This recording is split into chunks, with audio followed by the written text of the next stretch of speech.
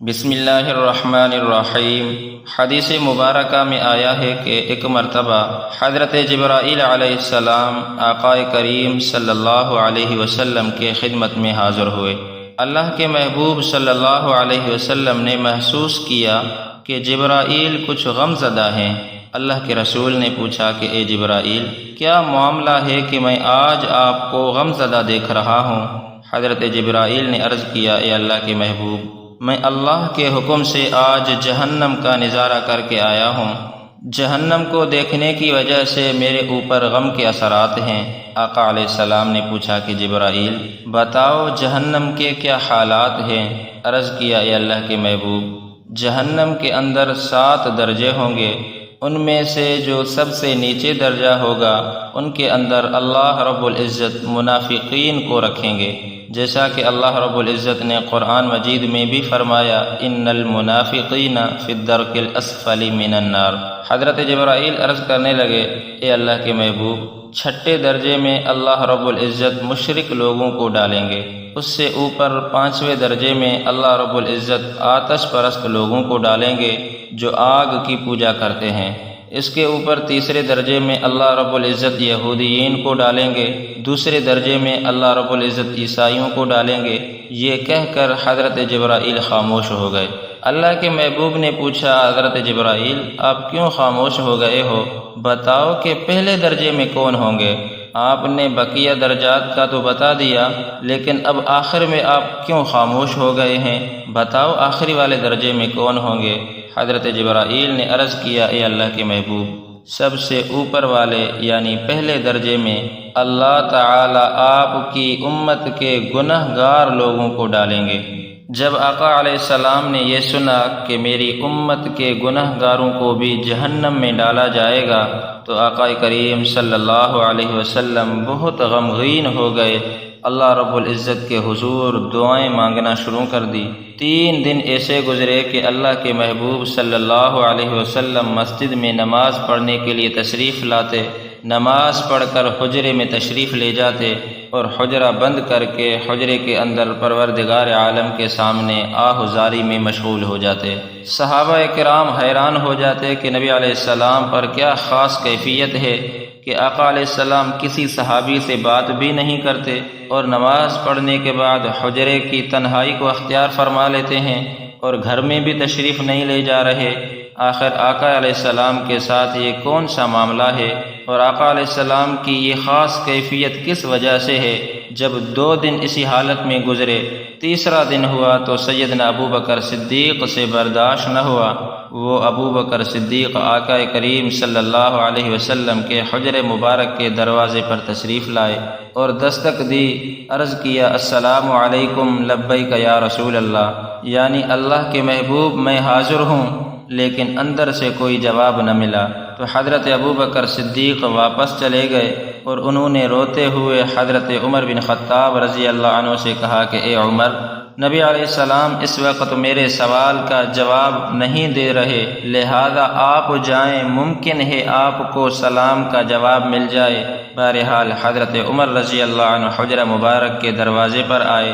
انہوں نے بھی اونچی آواز میں 3 مرتبہ کہا، السلام علیکم لبیک یا رسول اللہ، السلام علیکم لبیک یا رسول اللہ، السلام علیکم لبیک یا رسول اللہ، مگر نبی علیہ السلام کی طرف سے کوئی جواب نہیں آیا۔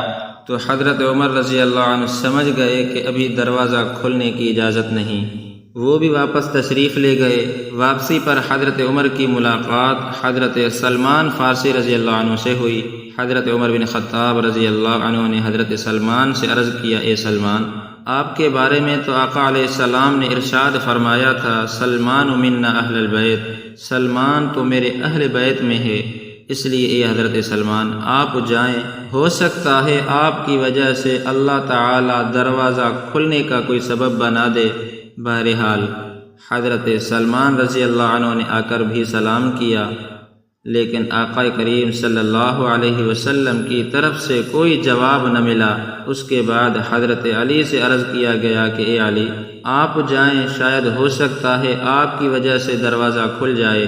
تو حضرت علی نے سوچا کہ میں اس کا کوئی اور حل کیوں نہ نکالوں، چنانچہ وہ حضرت علی رضی اللہ عنہ دروازے پر جانے کے بجائے اپنے گھر تشریف لے گئے اور اپنی زوجہ محترمہ سیدہ فاطمہ الزہرا رضی اللہ عنہا سے فرمایا کہ نبی علیہ السلام پر 3 دن سے ایسی کیفیت ہے کہ آپ حجرے کی تنہائی میں ہیں، جب مسجد تشریف لاتے ہیں تو چہرہ انور پر غم کے اثرات ہوتے ہیں، آنکھیں آب دیدہ محسوس ہوتی ہیں، اور نبی علیہ السلام کسی بھی صحابی سے کوئی کلام بھی نہیں فرماتے۔ اے فاطمہ، لہذا آپ جائیں اور دروازے پر دستک دیں، ہو سکتا ہے آپ کی وجہ سے دروازہ کھول دیا جائے۔ سیدہ حضرت فاطمہ الزہرا رضی اللہ عنہا تشریف لے آئیں اور انہوں نے بھی آ کر آقا کریم صلی اللہ علیہ وسلم کو سلام کیا۔ بالآخر آقا کریم صلی اللہ علیہ وسلم نے حضرت فاطمہ الزہرا رضی اللہ عنہا کی آواز پر دروازہ کھول دیا اور اپنی بیٹی کو اندر بلا لیا۔